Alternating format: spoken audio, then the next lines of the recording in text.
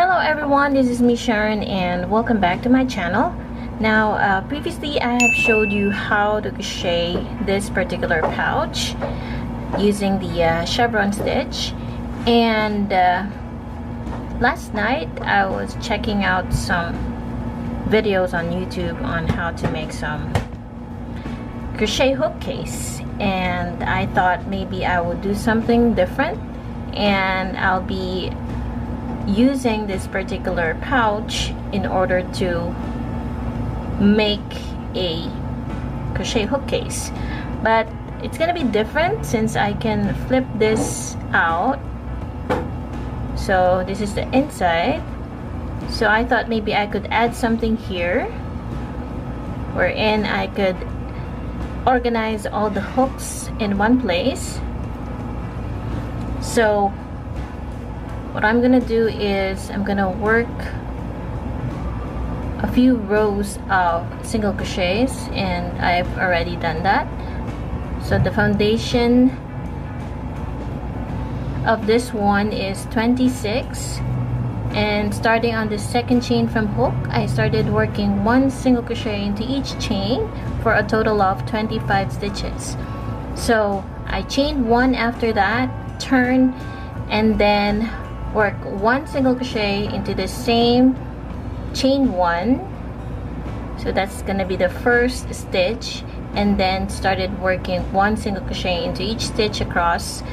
So each row has 25 single crochets in total.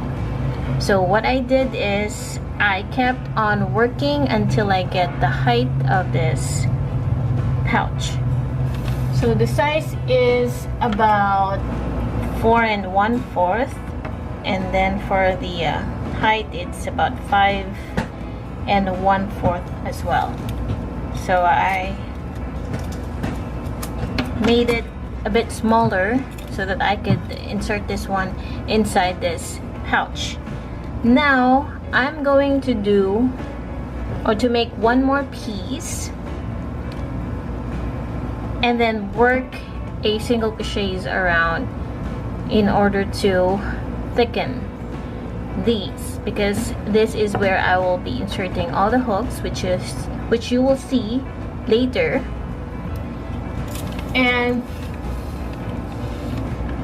the next thing that we're gonna do, also I have used a 2.3 millimeter crochet hook. So this one is a clover, and after that I'm going to work rows of single crochets to join them. So right sides are away from each other, meaning these wrong sides are going to face each other. Well, so basically there are no wrong or right sides because we did back and forth on the stitches. So just pick the better sides. And then after chaining one, I'm going to join both stitches to join them. So after chaining one into the same stitch as where we chained one, I'm gonna work one single crochet in there. So I'm going to work on both loops.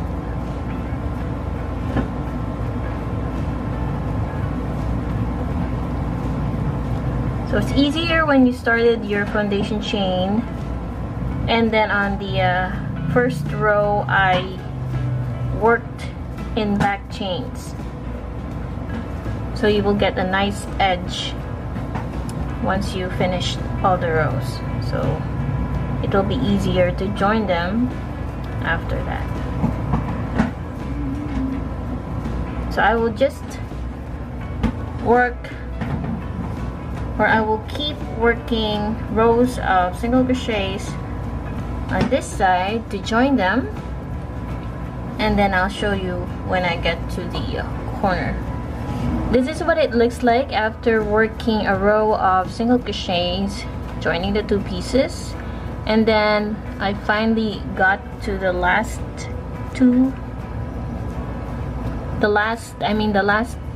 stitches, the last 2 stitches, or the last stitch. So now I'm gonna work 2 single crochets in there. So this is the corner, and I'm gonna work probably 3 instead of 2.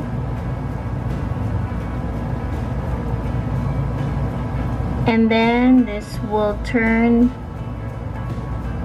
pivot our work to the other side. So I'm going to continue closing off the sides by working a single crochet.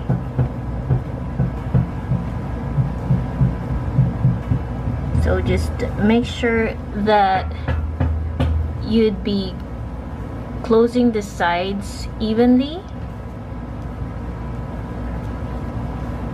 So you can add stitch markers there just to make sure that you will be joining them on the same sides so that it will be even. Doesn't look even because I added some holes in here.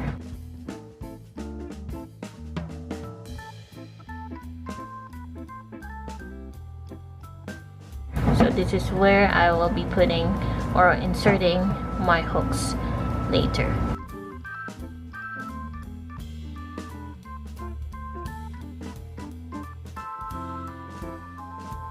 Okay, now once I get to the very last stitch here and then into the next stitches again, and this will get us to the other side, this is where I will be working my corner. So I will add 3 single crochets. So 1, 2, and 3. Next is I will continue working single crochets across until I get to the other side. Alright, so after I get to the very last stitch, I worked 3 single crochets in there. Now you may skip adding something in between, like if you don't have the plastic canvas, you may skip that one if you think that this is thick enough, or if you don't want it floppy. I'm going to add some plastic canvas. So you can buy this plastic canvas online. I found this on Shopee, and the price range of these plastic canvas is from 100 to 200 pesos. So if it's more than that, then it's gonna be very expensive for each sheet. So when I bought this one, the size is about 50 centimeters by 33 centimeters.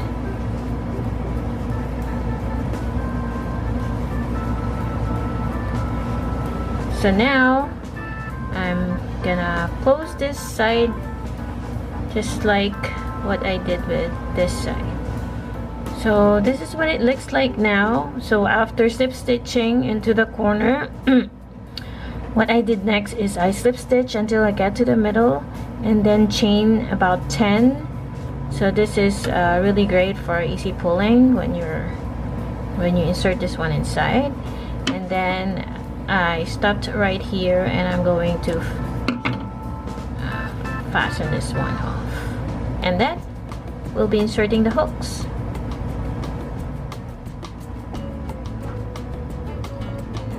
So this is how I will be inserting the hooks.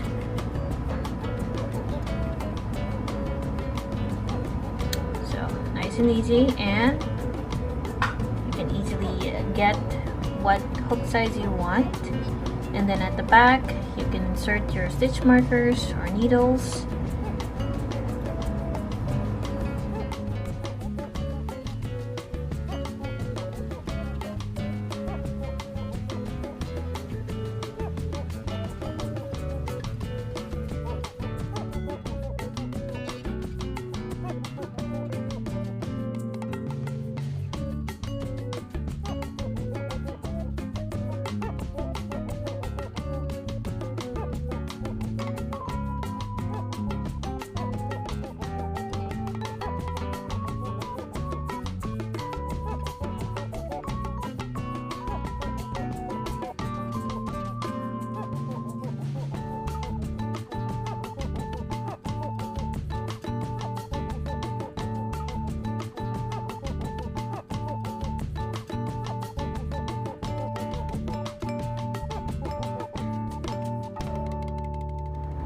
Alright, so that's our hook organizer. Thank you so much for watching. If you like this video, do not forget to hit like, and you can watch the tutorial on how I made this in my previous video. It's all in there. I will show you step by step on how to make this particular pouch. Now you have an organizer and you're sure that it will not fall off because it's secure. You can cover it, and then if you want, you can just open it like that. So you can easily just pull it that way